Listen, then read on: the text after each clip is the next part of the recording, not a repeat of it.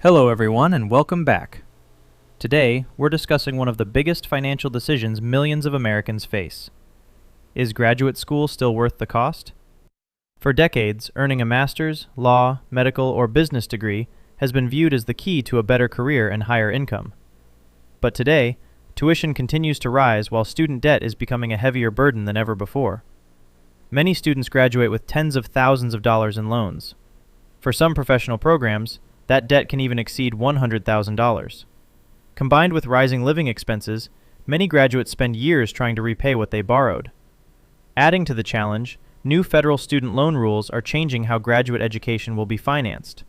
These changes are encouraging students and families to think more carefully before taking on large amounts of debt.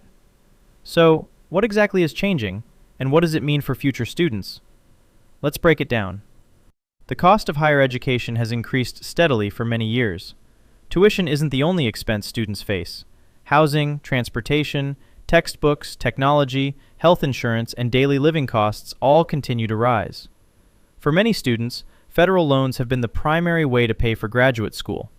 However, beginning in 2026, new borrowing limits are changing the landscape.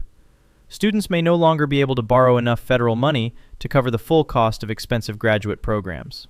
Supporters of these changes argue that borrowing should be more responsible. They believe students should carefully evaluate whether a degree will provide enough long-term financial value before taking on significant debt. Critics see things differently. They worry these limits could prevent talented students from pursuing careers in medicine, law, education, healthcare, and other important professions where graduate degrees are often required. Another major change focuses on college accountability. Federal officials want schools to be evaluated not only by graduation rates, but also by the financial success of their graduates. Programs whose graduates consistently earn low incomes compared with the debt they accumulate could face greater scrutiny. Supporters believe this policy will encourage universities to improve educational quality while reducing unnecessary student debt. Others argue that salary alone doesn't measure the true value of education. Many careers in teaching, social work, public service, and the arts provide enormous benefits to society despite offering lower salaries. Meanwhile, higher interest rates continue making student loans more expensive over time. Even if students borrow the same amount, they may repay significantly more because of interest. Financial experts recommend that students begin with careful planning. Before applying, calculate the total cost of attendance, including tuition, housing, food, transportation, books, and personal expenses. Next, explore scholarships, grants, assistantships, employer tuition programs, and other financial aid options before relying on loans. It's also important to research career outcomes. Understanding expected salaries, job demand, and employment opportunities can help students decide whether a particular degree is financially worthwhile. Graduate school can still be an excellent investment. Many careers continue to require advanced education and often provide strong long-term earning potential. However, today's economic environment demands smarter financial decisions than ever before.